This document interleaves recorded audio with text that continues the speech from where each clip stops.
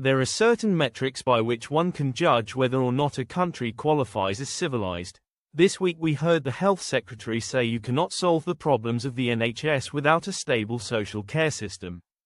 I would like to nominate this as an early entry for 2025's definition of a small mercy. Wes Streeting is right, of course. The perma crisis in many emergency departments happens because patients cannot be moved out of AE, and this is because about 1 in 7 of the beds on those wards is occupied by someone who ought to be in a care setting, not stuck in hospital. This in turn is because there are not enough home care workers or residential care home places.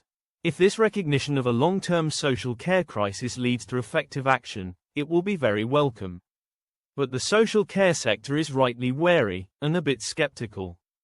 Too often, the money given to the health and care system gets stuck inside, leaving social care as the Cinderella service, ignored and unprotected. The anger among social care providers has resulted in that most unusual phenomenon, a demo outside Parliament by the social care sector, under the banner of Providers Unite. As chair of the Social Care Foundation, I took part to show support and can report that there has never been a more polite and well-ordered march and rally. But this should not disguise the real anger and fear for the future that exists among the providers of social care services.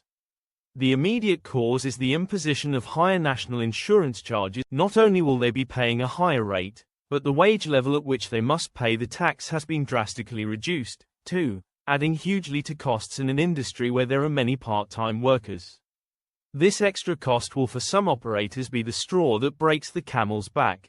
I fear that some care homes will close, shortages of home care workers will become worse, and therefore the lives of some of the most vulnerable people around, old and frail or disabled, will